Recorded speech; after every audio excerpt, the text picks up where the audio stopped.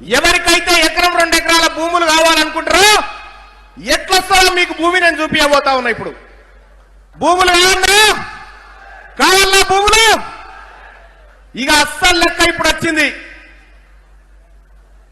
1948లో నిజాం పరిపాలించిండు మన తెలంగాణ రాష్ట్రాన్ని, హైదరాబాద్ స్టేట్ ని సెప్టెంబర్ 17 దాకా. నిజాం వెళ్ళిపోయేటప్పుడు కాగితం రాసిపోయిండు. మీకు ఎరికేనా ఇది? ఒక కాగితం రాసిపోయిండు నిజాం పోయేటప్పుడు. ఆ కాగితం దాచిపెట్టిన కాగితం ఇలా తీసుకొచ్చినాం. ఏంటంటే నిజాం పోతూ పోతూ ఏమన్నాడు ఎరికేనా?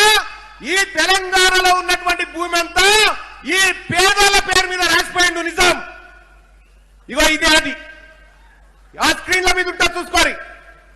నిజాం పోతూ పోతూ ఈ భూములు, ఈ తెలంగాణ రాష్ట్రంలో ఉన్నటువంటి భూములన్నింటినీ ఈ బీసీల పేరు మీద, ఈ ఎస్సీల పేరు మీద, ఎస్టీల పేరు మీద రాసిపోయిండు.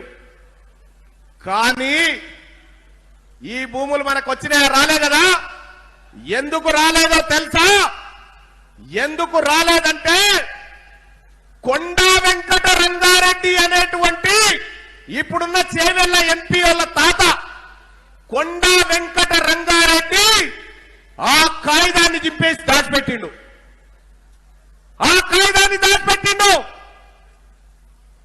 మనకు రావాల్సిన భూ కాగితాలను చింపేసిండు కొండా వెంకట రంగారెడ్డి. ఆయన రెవెన్యూ మంత్రిగా బాధ్యతలు చేపట్టి 1955, 54, 56 రికార్డులలో మళ్ళా దొరల పేరు లెక్కించిండు కొండా వెంకట రంగారెడ్డి. ఎవరి భూములు మనై? నిన్న మొన్న చూసిరా? నిన్న పేపర్లో వచ్చింది, ఒక పేపర్లో.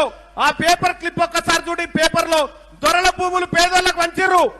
దొరల భూములు పేదోళ్లకు పంచిన పేపర్ క్లిప్ ఒక్కసారి చూడ. దొరల భూములు రైతులకే, దొరల భూములు రైతులకే. నిన్న మొన్న పంచిరివి 1700 ఎకరాల భూములు పంచిర్రు. ఈ భూమి వాళ్ళకి ఎట్లొచ్చింది తెలుసా? రైతులకు వాళ్ళు ఈ కాగితం పట్టుకున్నారు. ఆ పాత కాగితం దొరకబట్టిరు కాబట్టి ఆ భూములు మల్లాలకు వచ్చినాయి. మరి ఈ భువనగిరిలో, ఈ తెలంగాణ రాష్ట్రంలో మనందరం కూడా కాగితం పట్టుకోవాలి. పట్టుకుందామా? ఎక్కడ? నూతనకల్ సూర్యాపేటలో పంచడం జరిగింది ఆ దొరల భూములు. ఈడ కూడా ఉన్నారు కదా దొరలు. మరి ఈ దొరల భూములు కూడా పంచడం కోసం, ఈ దొరల భూములు పంచడం కోసమే కాగితం తెచ్చినాం.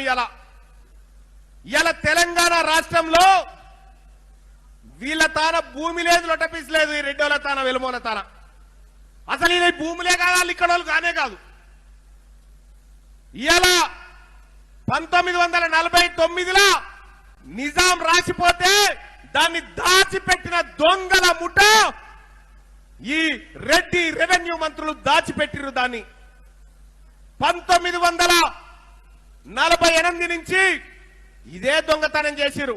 ఆఖరికి పివి నరసింహారావు గారు దేవునటువంటి మనిషి, ఆయన ఏం చేసిందంటే, అరే ఇల్లు రెడ్డి వాళ్ళు కలిసి కాగితం దాచిపెట్టిరా, ఈ సూదరుల కాగితం, మళ్ళా వాళ్ళ కాగితం వాళ్ళకి ఇస్తా అని చెప్పి ల్యాండ్ సీలింగ్ యాక్ట్ తీసుకొచ్చిండు. ల్యాండ్ సీలింగ్ యాక్ట్ తీసుకొచ్చి ఈ పేదలకు మళ్ళా భూములు ఇస్తా అని పెడితే, అప్పుడు వీళ్ళు ఏం చేసిరు తెలుసా? అసెంబ్లీలో బిల్లు పాస్ కాకుండా రెడ్డి వాళ్ళంతా అడ్డుకున్నారు. అప్పుడు మన ముదిరాజు బిడ్డ జగన్నాథరావు మన భూములు మనకు దక్కాలని ఆ బిల్లు పాస్ చేయించడం జరిగింది. ఇలా ఇనాం భూములను ఉన్నాయా? పొరంబుక్కు భూములను లేవా?